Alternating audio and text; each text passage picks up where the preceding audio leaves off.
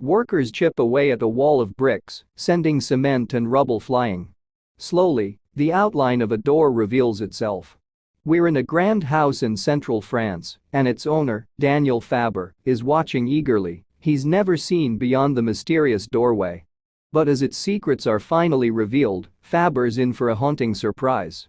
He spots a moth-eaten military jacket. Service medals. Weaponry.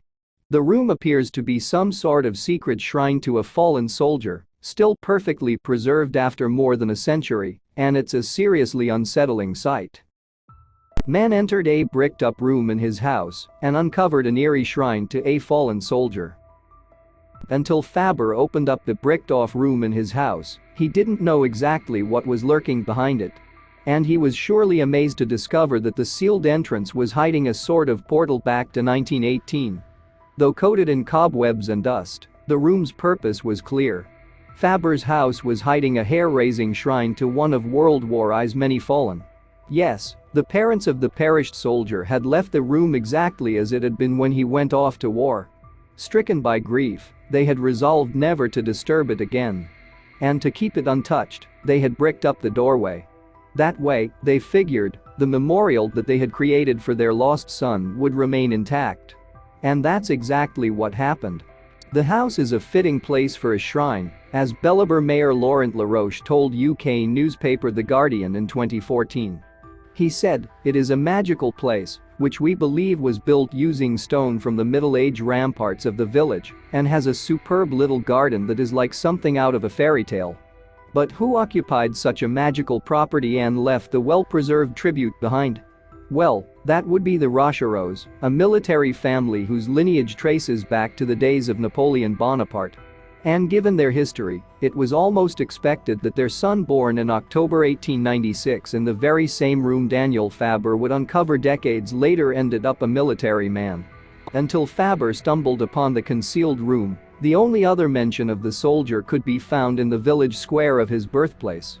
Belvoir, located more than 30 miles from the nearest big town of Châteauroux, features a memorial for those who gave their lives in World War I. Inscribed among the names of the fallen is the soldier now thrust into the forefront of history, Hubert Rochereau. But long before he'd made the ultimate sacrifice, Rochereau proudly kicked off his military career at the Saint-Cyr Academy in Fontainebleau, near Paris. An institution similar to West Point, it served both French officers in the infantry and cavalry. As established by Napoleon in the early 19th century, the school saw countless young soldiers pass through its grounds. And it was there that Hubert found his purpose. Soon after, the young soldier was assigned to the 15th Dragoons. This regiment had its base in the town of Libourne, not too far from Bordeaux. But of course, Rochereau would not stay there long, as he was posted to the Western Front, preparing to enter the fray. In fact, the young mounted soldier found himself involved in the fight over the Belgian village of Locher in April 1918. The cavalry were renowned for their dash. The commander of Rochereau's unit fell himself when he caught a shot to the head, just after he had ordered the dragoons into the attack on the village. We can imagine the brave young cavalry officer charging into the fight at Locher. Tragically, though, it was this courage and boldness that would hasten his end. He was mortally wounded in the clash over the Belgian village. And as the English drove him away from the scene in a field ambulance, he passed away. He was only 21 years old. The fighting over Locher was particularly bitter, with the site switching between Allied and German control more than once in the last days of April 1918. In the end, a few days after Rochereau's fatal wounding, it finally rested in French hands. But this would be little consolation to his parents. All the same, Rochereau's mom and dad would doubtless have felt pride that their son had served bravely. He was granted the Légion d'honneur, the Legion of Honor, for his gallantry in action, and the Croix de Guerre, the War Cross, marked his sacrifice. This decoration is given in France in the same circumstances that an American soldier would be mentioned in dispatches. At first, the noble second lieutenant was interred in Flanders. He was originally buried in a British cemetery, having passed away in their soldiers' care. His bereaved parents did not even know the location of his grave for 4 years. But as soon as they learned where his remains lay, they made plans to bring him home.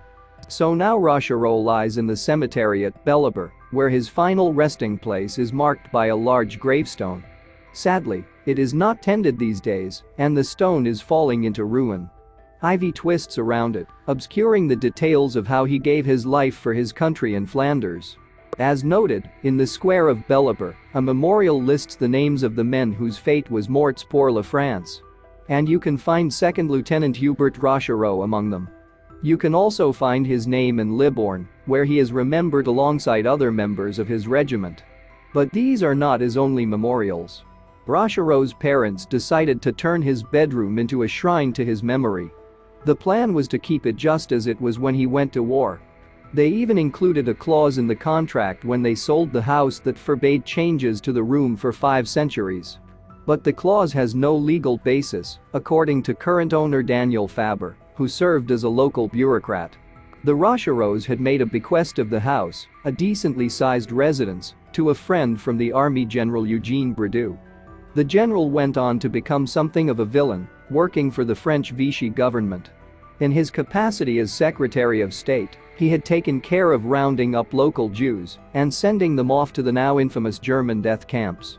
Needless to say, when World War II ended, Bridoux scarpered. And his house was snatched by the French government. It was let out privately to a lawyer and his family for a while, but come the 1950s Bridoux's family wanted it back. So Bridoux's granddaughter recovered ownership of the home, and Fabre married her. Fabre and his wife weren't unaware of the room, as Mayor Laroche shared with The Guardian. He said they knew about the room at the end of the corridor, but had never seen it because it was bricked up. So they broke down the wall and made this strange discovery. Even though the house sale clause isn't legally binding, the Fabre family have every intention of keeping the promise and not touching the room. But Laroche made clear that its future could not be guaranteed. He said, "We cannot forget that it is a private property. Mr. Fabre has 2 daughters and we don't know what they will do with it one day. Indeed, they are perfectly free to do whatever they want. For now, the room really is just how Rochereau left it. The blue jacket from his uniform lies draped over a clothes stand, exactly as though he had just walked in and taken it off. Only its moth-eaten condition gives away that it is more than 100 years old. It is a haunting reminder of his service." On Rochereau's desk, facing the window of the room, sit some of his belongings. Guns that he may have carried lie alongside knives, some keys and a notebook. Next to them is a pipe, which some have speculated is for smoking opium, although there is also some tobacco on the desk. In the bookcase next to Rochereau's bed are many different volumes. Intriguingly, the young man seems to have been learning to speak German. Alongside books on the language are steamy novels. There's also a temperance publication, warning him against the evils of the demon drink. And no sign can be found in the room that the young soldier ever touched a drop. The 2nd lieutenant did have at least one vice though, as a packet of Country Life smokes attests. Fabre even gave one a go. He told the BBC in 2014, "I tried to smoke one. But any attraction had apparently paled over time." The home's owner noted, "It wasn't very nice." On Rochereau's bed, on top of the comforter made of lace, lie his medals and pictures of friends who also lost their lives in the conflict. Poignantly, his hat, a fabulous creation complete with feathers, sits abandoned on the bed. With the exception of his uniform items, the room is tidy, nothing out of place, as though his parents had it ready for his return. The only thing that Rochereau's mom and dad added was a small flask filled with earth. This has a note attached to it that describes its contents. It says it holds the soil of Flanders on which our dear child fell, and which has kept his remains for 4 years. When Fabre showed Rochereau's room to Agence France Presse, AFP, in 2014, he drew the news agency reporter's attention to one of the knives. He said, "I believe this is a German bayonet from the First World War." While showing the room, it was clear that Fabre did not share the sentiment that surrounded it, although he was willing to pay his respects. Fabre told the BBC, "I like to say I live in his house, but not with him. I don't feel any kinship with him. He was young, a military officer, and I imagine him to be quite provincial, perhaps even narrow-minded. But it's part of the history of the house, so I keep it." What did worry Fabre was the idea that the media interest stirred by the uncovering of the World War I shrine might bring tourists. He really didn't like the idea of his home being beset by sightseers or by people who had an attachment to martial history.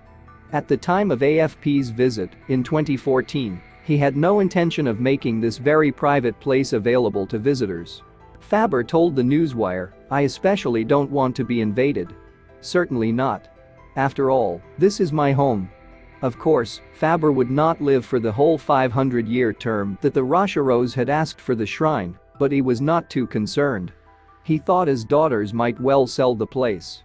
In fact, Fabre's reaction to the idea that they might do that was strong. He said, "To be brutal, I don't give a damn. What happens after me, generally speaking, I don't care." Even so, he was prepared to admit that it would be a pity if it was changed, and he added, "But I think it would be a shame to get rid of all this." One person who very much hopes that the shrine will be maintained is Mayor LaRoche.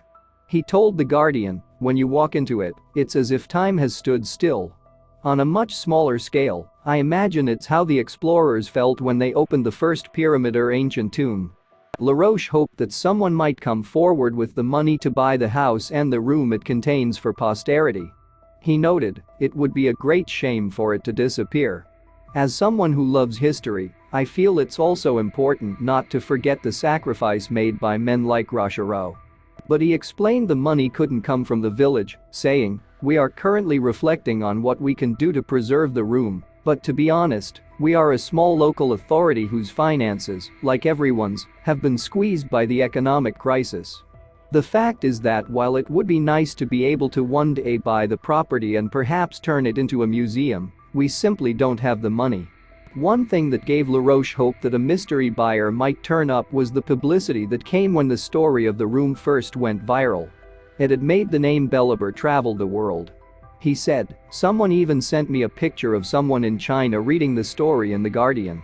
LaRoche expressed how it had made him feel, saying, "Our little village is being spoken about the world over, which makes me proud to be mayor. And maybe it will help us find long-lost Rochereau relatives and save the room.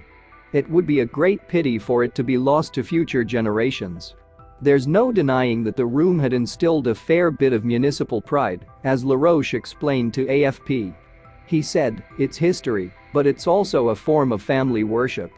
And he felt that Rochereau's long-deceased parents might have found some comfort in the fact that their memorial to Hubert had survived the passage of more than a century. After all, Rochereau had for many years been remembered as just a name on a memorial, one of many men who had perished in the terrible conflict of World War I. But as LaRoche expressed to AFP, he reappears 100 years later, and I think that if they could see that somehow, his parents would be satisfied. Why else would they leave behind such a fascinating time capsule, if not to share a glimpse of well-preserved history? And so, the soldier's room joins the small group of almost untouched properties that give historians keys to the past. Another such property exists in Northern Ireland, a farmhouse whose contents have remained undisturbed for generations, with papers referencing the Titanic spread across its desk. The eerily untouched property was observed a century later when a photographer named Rebecca shared her findings with the Northern Irish website The Newsletter. Even though it was messy, she said, "we could see on shelves and in cupboards that the history in this country cottage was something to get very excited about." And as she made her way through the cottage, she came across fascinating historical treasures in every room. "Once I took a walk through each room and had a proper look, I was blown away by the historical items that were left here," Rebecca told the Belfast Telegraph in August 2019. This literally was the diamond in the rough.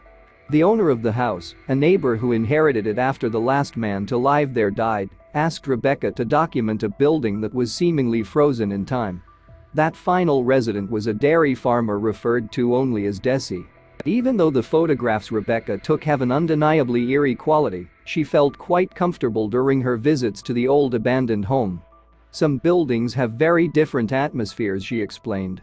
"But I felt welcome in Desie's house, which was surprisingly quite warm, even though there hadn't been any heating in it for a long time." The house is located in rural Northern Ireland, not far from the County Tyrone town of Cookstown.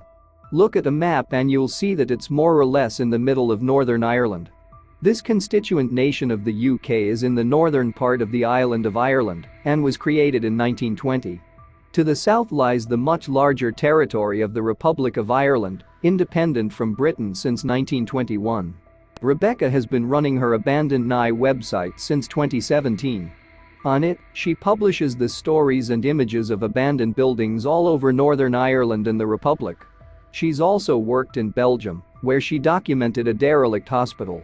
Rebecca gives lectures as well, and in 2018 mounted an exhibition about Desie's house. Rebecca has photographed many fascinating locations around Ireland. These have included the neglected Kilwater Castle in County Antrim, Northern Ireland, which dates back to the 1620s. It's been much altered and added to during the ensuing centuries. In the early 1900s, a wealthy American woman, Elizabeth Bessie Bringhurst Smith, lived in some style at the castle. When Rebecca visited in 2018, though, roofs, windows and doors were all gone, and the interior was filled with rubbish.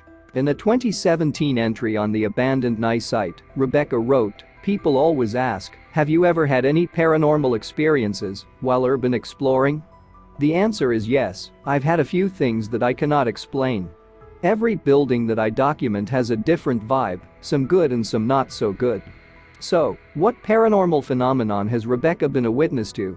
She writes of a visit to a glorious mansion dating from the late 19th century. This was in fact the very property that first sparked her interest in photographing abandoned buildings. On her website she describes visiting the site with a friend. "We had walked the entire house from top to bottom and had been there maybe 30 or 40 minutes. To the best of my knowledge there was no one else in the house. The two explorers were just at the doorway to the house's grand ballroom when there was a massive crash behind us. I shouted out hello as I was thinking there had to be someone here. There was no answer, but then, through the silence I could hear footsteps coming over the rubble towards us, along with the swishing of someone's arm on their clothing." Rebecca related the reaction of her and her friend. "At this point it's fight or flight, my only option was flight. We ran down the hallway and out the front door." And the photographer has experienced other strange happenings. One such incident came at an abandoned tuberculosis hospital in Northern Ireland. When she toured this spooky building, she heard voices, but there was nobody there. Then there was the property that Rebecca bills as Northern Ireland's most notorious ghost house. Rebecca describes hearing tales about the Coneen ghost house years before. "When I was young I remember my grandmother talking about a local haunting, one where the family was tormented by a poltergeist throwing plates, knocking walls, and even shaking the children out of their beds. A widow called Bridget Murphy was living in the house with her kids when the haunting occurred in 1913. She called in a priest to try to bring an end to the disturbing events. But although he exorcised the property not once but twice, it was to no avail. Terrified by the events in their home, the Murphys upped sticks and relocated to the US nonetheless. When Rebecca visited in 2017, all was peaceful. We'll get back to Rebecca's photos and the story of Desie shortly, but first let's find out something of the history of County Tyrone, where the old farmhouse is located. The anglicized name of the county comes from the Gaelic Tir Eogain. That translates as territory of Eogan. This Eogan was the son of Niall, a figure who's come down through history and legend in tales from some 15 centuries ago. Niall was apparently a fearsome warrior and chieftain who fought everyone from the Romans to the English, not to mention the Scots and the French. And it seems that Niall wasn't just very active on the battlefield. There was also the bedchamber.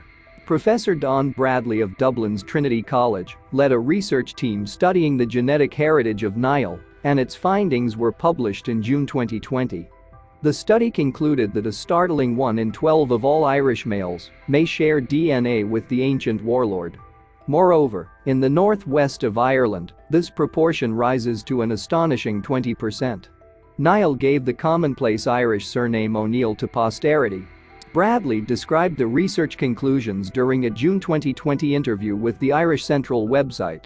"In many countries, powerful men historically have more children, and it's not that hard to believe that it happened in Ireland, too," he explained. "We estimate there are maybe 2 to 3 million descendants in the modern age, with a concentration in Ireland, obviously." In addition, according to Bradley, some 1 in 50 New Yorkers with surnames of Irish origin such as O'Reilly, O'Connor or O'Neill are distant descendants of the ancient Niall. Niall is also famous in Irish history for taking 9 hostages. They were the unfortunates seized by the warlord during his many conflicts with the peoples of other nations and Irish kingdoms. One of the captives is said to have been Saint Patrick, Ireland's modern-day patron saint. So, County Tyrone can trace its history back to the days when Ireland was riven by conflicts between rival warlords. In more recent times, the Earl of Tyrone, Hugh O'Neill, was forced to flee his lands by English invaders in 1607. His territories were forfeited, and Tyrone became a colony of the English state. The die was cast for centuries of bitter conflict, not only in County Tyrone, but across the whole island of Ireland. Cookstown, the nearest place of any size to Desie's farmhouse, was the scene of a rebellion by Irish natives against the planters in 1641. The planters were those who came from England and appropriated the seized lands of County Tyrone. The settlers, backed by English forces, extracted a brutal revenge, burning the settlement to ashes. For nearly 100 years after that devastation, the town languished. Eventually, prosperity returned in the late 18th century, and an almost completely new settlement was built. Cookstown now took on the role of a market town serving the rural population with trade in cloth and farming necessities. In the 19th century, the Industrial Revolution arrived in Cookstown in the shape of linen mills and the advent of the railroad. In fact, if you visit Cookstown today, you'll see very many of the same buildings and streets that a 19th century farmer would have walked past. History came calling again at Cookstown during the Irish War of Independence. In 1920, the Irish Republican Army attacked a police barracks in the town. During the fighting, IRA volunteer Patrick Lauren died, the first Republican casualty in that period of Irish conflict. It's now time that we return to the story of Desie's house. Desie was the home's last occupant, living there on his own for a time after the 2 brothers he'd shared it with had died. By 2015, Desie was in his 80s and could no longer to support himself alone at the farmhouse, so he relocated to a care home, where he died in 2017, the very year that Rebecca first came across the house. The new owner of the property asked Desie to document the incredible contents of the old site. The plan was to knock down the house and build a new one, but all concerned wanted me to record Desie's place before it was demolished, Rebecca told the Belfast Telegraph in August 2019. The house was a nondescript story and a half cottage, so I wasn't really expecting much when I went there one early winter Sunday morning with the snow on the ground. The photographer recalled her first visit. Once I got inside, I could see the house was full of clutter and a lot of rubbish, Rebecca said. Each room was stacked high, floor to ceiling with Reader's Digest boxes, unopened. There were up to 200 magazines, but they weren't in great condition because of the damp. And there was a poignant tale behind those stacks of Reader's Digest publications. The neighbor explained that Desie subscribed to the magazine through loneliness as he didn't have many visitors, and he was the last surviving member of the family, Rebecca recalled. He apparently didn't cancel the magazine because he felt that someone was sending him letters, which is quite sad. Before she could take the photographs she wanted, though, Rebecca first had to get the house into some sort of order. She spent a number of days clearing out some of the junk until, she said, eventually I had the place back to the way it would have been, and I was excited to photograph and document the lives of Desie and the rest of the people who had lived there previously. On that first visit we found World War I binoculars, a newspaper dating from 1912, with the headline reading about the Titanic sinking, Rebecca told the newsletter website. I also found Victorian-era clothing in the wardrobe, war journals and bags of old coins dating from the 1800s, along with rationed books and newspapers from the latter end of 1890. Another old newspaper, a copy of the Mid-Ulster Mail dated January 27, 1917, made fascinating reading. Its front page included an advert for a shipping company, the Allen Line, and offered passages to Canada from Glasgow and Liverpool, and from Glasgow to Boston. Elsewhere, a store called Tubman's offered tobacco, cigarettes, cigars and pipes. Perhaps it was at Tubman's that Desie, or one of the other farmhouse residents, bought the well-used pipes that Rebecca found in the house. The pipes are accompanied by a collection of old buttons, a wristwatch and various publications. One of those is the intriguingly titled Second Best Bride, presumably a romance. It came from the pen of a Canadian author, Lewis Arthur Cunningham, and is illustrated with a picture of an anxious-looking young woman. Let's hope she did better than second best. Several of the most striking images are of the kitchen, which would likely have been the center of the home. There's an old-fashioned cast iron stove where Desie is said to have baked traditional Irish bread. 3 steel kettles sit atop the range, perhaps ready to make the strong tea that many of the Irish are so partial to. Another of Rebecca's images shows an empty jar labeled Irish honey set in front of a metal teapot. A second kitchen photograph displays a battered transistor radio and an antique set of scales. Rebecca wrote that the radio was in frequent use to keep up with the news. Although a television was in the property, apparently Desie had no time for that piece of modernity. An old tin that once contained OXO beef stock cubes is one of many similar containers Rebecca found in the house. OXO gravy as good as it tastes, claims the legend on the box.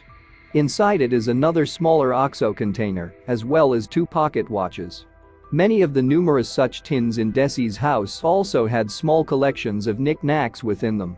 There's also a photo of a diploma for an inspector of weights and measures, dated 1894.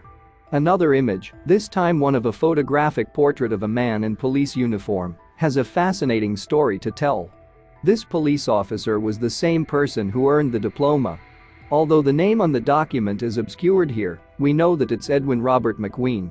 It was some time after she'd taken the photos at Desie's house that Rebecca finally worked out what part McQueen played in this tale. He was in fact married to Desie's mother, although he wasn't Desie's dad. The couple wed following the death of her first husband, Desie's father. It was a short union, however, since McQueen himself passed away just a couple of years after they tied the knot.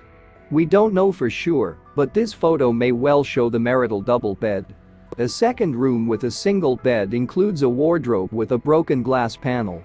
A pair of ancient battered shoes lies beside the bed, along with what appears to be a chamber pot. A stylish tartan-lined raincoat hangs from the distressed wardrobe, but the bedclothes have been reduced to rags over the years. The living room of Desie's home features in another fascinating photo. We see the open fireplace with an old-fashioned rush broom propped against it.